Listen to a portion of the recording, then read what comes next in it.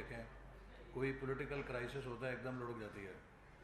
تو جو capital markets ہیں یہ تو بڑی آپ کی پولیٹیکل سٹیبلٹی اور انسٹیبلٹی کو سینسٹیو ہوتی ہیں. ساری دنیا میں اس لیے ہوتا ہے.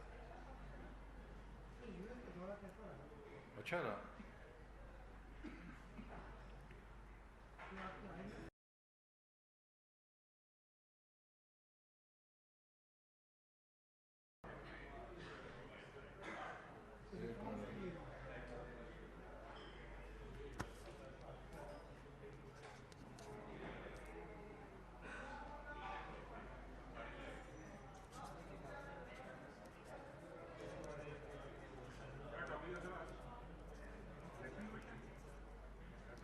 جی جی جی.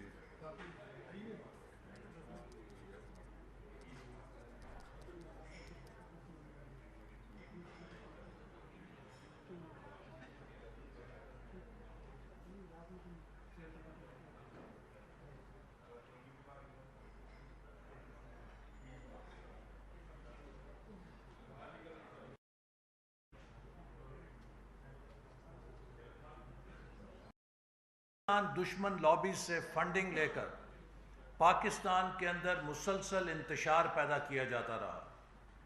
پاکستان میں چین کے صدر کے دورے کو سیبوٹاج کس کے کہنے پہ کیا گیا؟ وہ شخص جو کروڑوں اربوں روپیہ بیرون ذرائع سے حاصل کر رہا تھا. دیر از نو فری منی. کوئی مفت پیسہ نہیں آتا. جو پیسہ آتا ہے اس کے ساتھ ایک ایجنڈا اور فرمائش بھی آتی ہے. عمران خان پاکستان کی دشمن لابیز سے فنڈنگ حاصل کر کے مسلسل پاکستان میں انتشار اور پولرائزیشن کی سیاست کے ذریعے پاکستان کی معیشت کے ساتھ کھیل رہا تھا. 2014 سے یہ عمل آپ کے سامنے ہے کہ کس انداز میں دھرنا دیا گیا اور چین کے صدر کے دورے کو سیبوٹاج کیا گیا، اور پھر مسلسل سی پیک کے خلاف بیان بازی کر کے اور بعد میں حکومت میں آنے کے بعد سی پیک کے منصوبوں کو تباہ کر کے پاکستان سے ترقی کرنے کا وہ منصوبہ جو ہمارے لیے گیم چینجر تھا اس کو تباہ و برباد کیا گیا. آج سمجھ آ رہی ہے کہ کیوں کر بھارت کو فری وے دی گئی کہ وہ 5 اگست 2019 کو کشمیر کو یک طرفہ طور پہ اینیکس کر لے. بھارت کو سفارتی سطح پہ کسی قسم کی کوئی مخالفت کا سامنا نہیں کرنا پڑا، اور عمران خان صاحب صرف ایک آدھی تقریر کر کے ٹھنڈے ہو کر بیٹھ گئے، اور وہ جمعے کے جمعے یا ہفتہ وار جو احتجاج کرنا تھا وہ بھی ہوا میں غائب ہو گیا. اور پھر اس کے بعد پاکستان کی حکومت جو کہ اس وقت ایک مزاحمتی سفارتکاری کر سکتی تھی، بھارت کی اس یک طرفہ کارروائی کو بین الاقوامی سفارتی دباؤ کے ساتھ مقابلہ کر سکتی تھی، اس نے کچھ نہیں کیا. کیوں کہ آج ہمیں پتہ لگتا ہے کہ بھارتی شہریوں سے عمران خان صاحب فنڈنگ بھی لیتے رہے ہیں. یہ وہ ثبوت ہیں کہ جو میں پی ٹی آئی کے ان لوگوں کو جو عمران خان کے ساتھ کسی نئے پاکستان یا عمران خان کی چکنی چپٹی باتیں سن کے یا اس کی تقریریں سن کر اپنی معصومیت میں عمران خان کے پیچھے لگے تھے، میں پی ٹی آئی کے ہر ووٹر کو اور خاص طور پہ نوجوانوں کو کہوں گا کہ آپ کو پتہ لگ جانا چاہیے کہ عمران خان ایک بہروپیے کا نام تھا. عمران خان ایک دھوکے باز کا نام تھا. عمران خان ایک فورن سپانسرڈ ایجنٹ کا نام تھا کہ جس نے باہر سے پیسہ لے کے پاکستان کے اندر مہاجرائی پیدا کی، انتشار پیدا کیا. عمران خان ہٹلر کا پیروکار تھا. ہٹلر نے بھی جرمنی کے اندر پروپیگنڈا کا سہارا لے کر اپنی تقریروں سے پوری جرمن قوم کو اپنے پیچھے لگا لیا تھا. لیکن اس نفرت کی سیاست، اس پولرائزیشن کی سیاست جو ہٹلر نے جرمنی میں کی تھی، ہٹلر نے جرمنی کی قوم کو تباہ نہیں کیا، آدھی دنیا کو بھی تباہ کیا اور آخر میں خود بھی نشان عبرت بنا۔ لیکن اس ایک شخص کے نشان عبرت بننے کی پوری جرمن قوم نے بہت بھاری قیمت ادا کی۔ ہمیں پاکستان میں ایک نیا ہٹلر نہیں پیدا کرنا، ہم نے پاکستان کو استحکام اور ترقی کے راستے پہ ڈالنا ہے۔ آج میں چیلنج کرتا ہوں کہ عمران نیازی اس بات کو جھٹلائے کہ 1 اپریل کو وزارت خزانہ نے ترقیاتی بجٹ کی آخری سہ ماہی کی قسط جاری کرنے سے انکار کر دیا تھا کہ ہمارے پاس پیسے نہیں ہیں۔ پاکستان کی 75 سالہ تاریخ میں کبھی یہ نہیں ہوا تھا کہ آخری کوارٹر یا مالی سال کے ایک کوارٹر کی ریلیز ڈیولپمنٹ بجٹ کی جاری کرنے سے وزارت خزانہ نے انکار کر دیا۔ یہ اسی صورت میں ہو سکتا ہے کہ جب وزارت خزانہ کا خزانہ خالی ہو گیا تھا۔ تو ہماری حکومت تو 12 اپریل کو آئی ہے، 1 اپریل کو پاکستان کا خزانہ خالی ہو چکا تھا۔ یہ وہ انجام ہے جو عمران خان پاکستان کا بنا کر چھوڑ کر گیا۔ ہم نے ایک مشکل صورتحال کے اندر اس ملک کو سنبھالا۔ اگر ہم اپنی سیاست دیکھتے تو عمران خان کو نکال کر ہمیں 1 مہینے میں انتخابات کے اندر چلے جانا چاہیے تھا، لیکن اگر ہم انتخابات میں جاتے تو 4 مہینے کے لیے پاکستان میں بے یقینی کا راج ہوتا، چونکہ نگران حکومت کوئی پالیسی فیصلے نہیں کر سکتی۔ 3 ماہ الیکشن مہم اور 1 ماہ حکومت سازی کا، 4 مہینے کی پاکستانی معیشت میں سکت نہیں تھی کہ اس کو انڈیسیژن کے حوالے کیا جا سکے، اور آئی ایم ایف کے ساتھ پالیسی ڈائیلاگ ریزیوم نہ کیا جا سکے، چونکہ پاکستان کو واپس بین الاقوامی فائنینشیل مارکیٹس کے ساتھ اپنا تعلق بحال کرنا تھا تاکہ انٹرنیشنل انویسٹرز، پاکستان کے دوست ممالک، سب کا پاکستان پر اعتماد بحال ہو۔ لیکن یہ راستہ مشکل اور کٹھن تھا، چونکہ عمران خان جس طرح کی تباہی معیشت کی کر کے گیا تھا، اس کا کریکٹیو ایکشن کوئی چاکلیٹ یا ٹافیوں کے ساتھ نہیں ہو سکتا تھا۔ جب آپ کسی کی ٹانگیں بازو توڑ کے زخمی کر کے اسے پھینک دیں تو اس کا علاج تکلیف دہ ہوتا ہے۔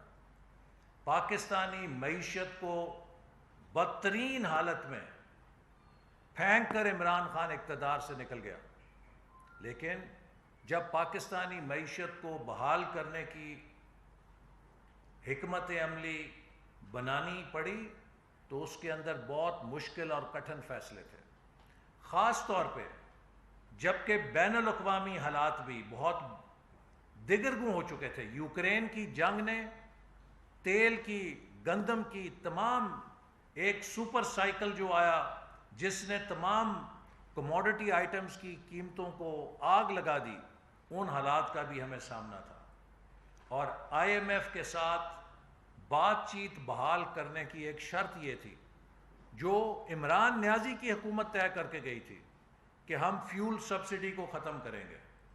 لہٰذا ہمیں اس معاہدے کو بحال کرنے کے لیے فیول سبسڈی ختم کرنی پڑی۔ 1 ماہ کے اندر 100 روپے کا اضافہ کسی سیاسی حکومت کے لیے آسان فیصلہ نہیں ہوتا، لیکن ہم نے اپنی قومی ذمہ داری ادا کرتے ہوئے اپنے پولیٹیکل کاسٹ، اپنی سیاسی مقبولیت کی قیمت کے اوپر وہ فیصلہ کیا جو پاکستان کی معیشت کو بچانے کے لیے ناگزیر تھا۔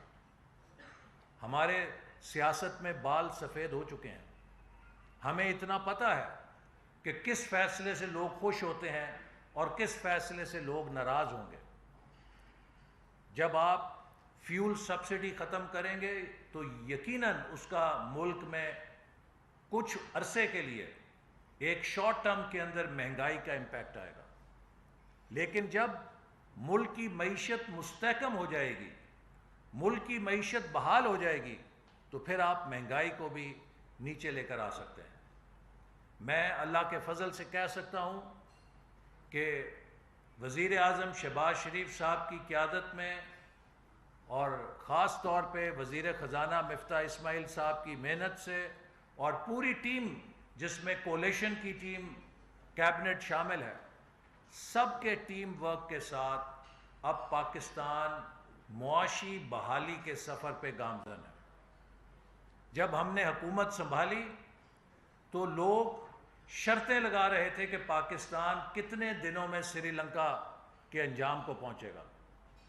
آج اللہ کے فضل سے ہم کہہ سکتے ہیں کہ پاکستان سری لنکا کے انجام سے خطرہ ٹل چکا ہے اور پاکستان ایک بحالی کے سفر کی طرف گامزن ہے۔ ہم نے اس کے لیے 5-10 سیٹوں کی قربانی دی ہے، لیکن ہمیں خوشی ہے کہ 5-10 سیٹوں کی سیاست کی بجائے ہم نے 22 کروڑ عوام کے مستقبل کو بچایا ہے۔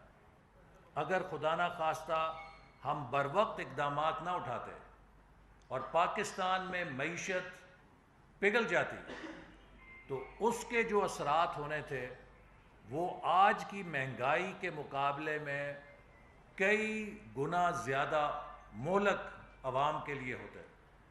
تو مسلم لیگ نون نے اور اتحادی جماعتیوں نے مل کر ملک کو ایک اقتصادی تباہی کے دھانے سے جو عمران خان چھوڑ گیا تھا واپس لایا ہے۔ اور میں حیران ہوتا ہوں کہ اس شخص کے اندر اتنی جرت کیسے ہے کہ یہ کھڑا ہو کر ہمیں مہنگائی کا طعنہ دے سکے۔ آج جو ملک کے اندر مہنگائی ہے اس کی 100% نہیں 200% ذمہ داری عمران خان کی اس تباہی کے اوپر ہے جو وہ ورثے میں چھوڑ کر گئے ہیں۔ اور اگر ہم نے کوئی اقدامات اٹھائے ہیں تو عمران خان اس بات کا جواب دیں کہ وہ IMF سے یہ معاہدہ کیوں کر کے گئے تھے۔ ہم صرف IMF کے اس معاہدے پر عمل درآمد کے پابند ہیں جو عمران خان IMF کے ساتھ کر کے گئے تھے۔ اور اگر قومی خود مختاری کا اتنا انہیں ڈر تھا تو عمران خان صاحب جب آپ IMF سے یہ معاہدہ کر رہے تھے تو آپ کی یہ قومی خود مختاری کا درد کدھر سیر کرنے گیا ہوا تھا؟ یا آپ نے آنکھوں پہ پٹیاں باندھی ہوئی تھیں اس وقت؟ تو لہٰذا آج پاکستان کے عوام بھی جان چکے ہیں کہ کس کی انتشار کی سیاست ہے اور کس کی ملک کی تعمیر کی اور ترقی کی سیاست ہے۔ یہی نتیجہ ہے کہ آپ نے دیکھا کہ جب عمران خان کو پنجاب اسمبلی کے اندر ضمنی انتخابات میں چند نشستیں ملیں، اگلے دن روپیہ لڑک گیا، اگلے دن سٹاک مارکیٹ کریش کر گئی، چونکہ مارکیٹ نے نیگیٹو سگنل دیا کہ انتشار پسند قوتیں شاید پھر واپس آ رہی ہیں۔ کل سٹاک مارکیٹ اور آج روپے میں جو آپ فرق دیکھ رہے ہیں، الیکشن کمیشن سے عمران خان کی چوری پکڑی گئی اور آپ نے دیکھا مارکیٹ نے کتنا پازیٹیولی رسپونڈ کیا۔ 900 پوائنٹ سٹاک مارکیٹ چڑھ گئی اور روپیہ بھی تقریباً 10 روپے مستحکم ہو گیا، 11 روپے، جس سے کہ مارکیٹ کو یہ سگنل گیا ہے کہ تخریب کار اور انتشار پسند جو ہیں یہ قابو میں آ رہے ہیں، شاید ان کو کھل کے موقع نہیں ملے گا انتشار پیدا کرنے کا۔ اس سے مارکیٹ سٹیبلائز ہوئی تھوڑی۔ اور فیکٹرز بھی ہیں لیکن یہ بھی ایک بڑا فیکٹر ہے۔ تو آج پاکستان کے عوام جو ہیں وہ اس بات کو پسند نہیں کرتے کہ ملک کے اندر انتشار پیدا کیا جائے۔ پاکستانی قوم بھی چاہتی ہے کہ استحکام پیدا کیا جائے اور ملک کی معیشت کو بحال کیا جائے۔ تو اس حوالے سے میں عمران خان صاحب سے یہ ضرور سوال کرنا چاہوں گا کہ وہ دعویٰ کرتے ہیں کہ میں مغرب کو مغرب سے زیادہ جانتا ہوں۔ عمران نیازی صاحب، مغربی جمہوریت کے اندر اگر کسی لیڈر کے خلاف یہ ثابت ہو جائے کہ وہ جھوٹا تھا اس نے چوری کی ہے، اس نے دھوکہ کیا اپنے عوام کے ساتھ، اس نے خیرات کے پیسے کو سیاسی مقاصد کے لیے استعمال کیا ہے، تو بتائیے، آپ تو بورس جانسن کی ایک پارٹی کی مثال دیتے تھے کہ بورس جانسن ایک پارٹی میں پکڑا گیا جو اس نے کووڈ کے قوانین کی خلاف ورزی میں کی تو وہ مستعفی ہونے پہ مجبور ہو گیا۔ آپ سے تو کروڑوں اربوں روپے کی چوری پکڑی گئی ہے۔ آپ تو جھوٹے حلف نامے اور جھوٹے سرٹیفکیٹ دیتے ہوئے ثابت ہو گئے ہیں کہ آپ نے کنسیلمنٹ کی تھی، آپ نے اکاؤنٹس کو چھپایا تھا، آپ جو بیرون ملک سے منی لانڈرنگ کر کے پیسہ لا رہے تھے وہ اکاؤنٹس آپ نے ڈکلیئر نہیں کیے، اور 13 اکاؤنٹ اسٹیٹ بینک نے آپ کے پکڑے ہیں جن کو آپ نے ڈکلیئر نہیں کیا تھا۔ آپ کے دستخطوں سے یہ سب کچھ کاروبار ہو رہا تھا، تو آپ یہ نہیں کہہ سکتے کہ اکاؤنٹنٹ کی غلطی ہے، مجھے کیا پتا۔ آپ اس سرٹیفکیٹ میں یہ کہہ رہے تھے کہ میں یہ تمام باتیں اپنی معلومات کی ایکوریسی کے اوپر بیان کر رہا ہوں۔ تو جب کوئی لیڈر اس طرح کی کنسیلمنٹ، مس اسٹیٹمنٹ میں پکڑا جائے، وہ جھوٹا ثابت ہو جائے، وہ فراڈ کرنے والا ثابت ہو جائے، تو پھر بتائیے کہ مغربی جمہوریت میں اس کا کیا انجام ہوتا ہے۔ اگر آپ میں ذرا برابر، رتی برابر اخلاقیات ہوتی تو عمران خان صاحب الیکشن کمیشن کا فیصلہ آنے کے بعد آپ مستعفی ہو جاتے اپنے پارٹی کی چیئرمین شپ سے، لیکن آپ نے اپنی پارٹی کے ساتھ مل کر اس رپورٹ کے خلاف ایک نہایت امورل پوزیشن لی ہے، اور آپ نے election commission, chief election commissioner اور اس متفقہ رپورٹ کے خلاف اسے مسترد کرنے کا اعلان کر کے اپنی اخلاقی دیوالیہ پن کا ثبوت کیا کہ آپ کے اندر رتی برابر بھی موریلٹی نہیں ہے۔ وہ شخص جو دوسروں سے رسیدیں مانگتا تھا، جب اپنی رسیدیں دینے کی باری آئی ہے تو رو پڑا ہے۔ وہ الٹا الیکشن کمیشن کو الزام دے رہا ہے۔ 8 سال سے آپ نے یہ فراڈ کیا، 8 سال تک آپ چھپتے رہے۔ اگر آپ سچے تھے تو آپ کیوں ہائی کورٹ اور سپریم کورٹ سے جا کے بار بار سٹے لینے کی کوشش کرتے تھے؟ اگر آپ سچے تھے تو کیوں آپ الیکشن کمیشن کو کہتے تھے کہ یہ کارروائی سیگے راز میں رکھی جائے، ان کیمرہ کی جائے، میڈیا پہ نشر نہ کی جائے؟ اصل بات یہ ہے کہ آپ نے قوم سے پچھلے کئی سالوں سے جو فراڈ کیا ہے، اب وہ منطقی انجام کی طرف آ چکا ہے۔ اور میں پی ٹی آئی کے ووٹر سے ضرور کہوں گا کہ وہ ٹھنڈے دل کے ساتھ سوچیں۔ یہ وقت پاکستان کو بچانے کا ہے۔ اس وقت ہم سب کو مل کر پاکستان کے استحکام کے لیے، پاکستان کی معاشی بدحالی کو ختم کرنے کے لیے، پاکستان کو ٹرن اراؤنڈ کرنے کے لیے، پاکستان کے ڈاکٹرز کو، پاکستان کے انجینئرز کو، پاکستان کے ٹیچرز کو، پاکستان کے افسران کو، پاکستان کے تاجروں کو، پاکستان کے سرمایہ کاروں کو، پاکستان کے صحافیوں کو، ہر طبقے کو، پاکستان کے سائنٹسٹ کو، انجینئرز، ریسرچرز، ہر شعبے کے اندر ہمیں ایکسٹرا ایفرٹ کرنی ہے۔ یہ 75ویں سالگرہ ہے۔ ہم یہ ڈیزرو نہیں کرتے کہ ہم آئی ایم ایف کے آگے کشکول پکڑ کے کھڑے ہوں۔ ہمیں ملک کو اس دلدل سے نکالنا ہے، اور یہ ملک آگے تبھی چلے گا جب ہم انتشار کی بجائے یکجہتی کی سیاست کی طرف آئیں گے، جھوٹ کی بجائے سچ کی سیاست کی طرف آئیں گے، جب ہم فراڈ کرنے کی بجائے بیرونی فنڈنگ کے ذریعے ملک کے اندر انتشار پیدا کرنے کی بجائے ہم اس ملک میں ایک دوسرے کے ساتھ مل کر اختلاف کریں گے، لیکن اختلاف کو نفرت نہیں بننے دیں گے۔ جب اس جذبے سے ہم کام کریں گے تو یہ ملک انشاءاللہ تعالی دنیا کا بہترین ملک بن کے دکھائے گا۔ آخر میں ان فوجی افسران کو جو سیلاب کی ایفرٹس میں ہیلی کاپٹر کریش میں شہید ہوئے ہیں، انہیں خراج تحسین پیش کرنا چاہتا ہوں۔ ہمارے پاک فوج کے بہت اعلیٰ افسران، قابل افسران اس فرض شناسی کے جذبے کے ساتھ ایک اہم مشن میں وہ شہید ہوئے ہیں. اللہ تعالیٰ ان کے درجات بلند کرے، ان کی فیملیز کو صبر دے. ہم سب پوری قوم ان کے غم میں شریک ہے، اور ہمیں اپنی فوج کے اوپر فخر ہے کہ جو ان مشکل حالات میں تباہ کاریوں کے اندر اپنی جان کو خطرے میں ڈال کر قوم کے لیے اپنی خدمات پیش کرتے ہیں. سر دعا بھی کر لیں. جی ایک منٹ سوال سر سوال یہ ہے کہ کل بھی کوئی 11 پریس کانفرنسز ہو چکی ہیں اور آج یہ کوئی لگبھگ 5 یا 6 پریس کانفرنس ہے کہ عمران خان کے خلاف یہ پریس کانفرنس ہو رہی ہے، PTI کے خلاف ہو رہی ہے. اور ہم نے پچھلے جو 4.25 سال تھے اس میں بھی یہی دیکھا کہ وہ بھی یہی کام کر رہے تھے، آپ بھی یہی کام کر رہے ہیں. تو کیا کس خوف میں مبتلا ہیں جب سے آپ حکومت میں آئے ہیں؟ ذرا عوام کو کھل کر بتائیں. دیکھیے، ہمارا اور ان کا یہ فرق ہے. عمران خان صاحب no action talk only commander تھے، NATO commander, no action talk only, NATO. اور ہم یہ کہتے ہیں کہ let's talk and more action. الحمدللہ پچھلے 3 ماہ کے اندر جو ہم نے کوششیں کی ہیں اس کے نتیجے میں آج پاکستان کی معیشت سنبھل رہی ہے.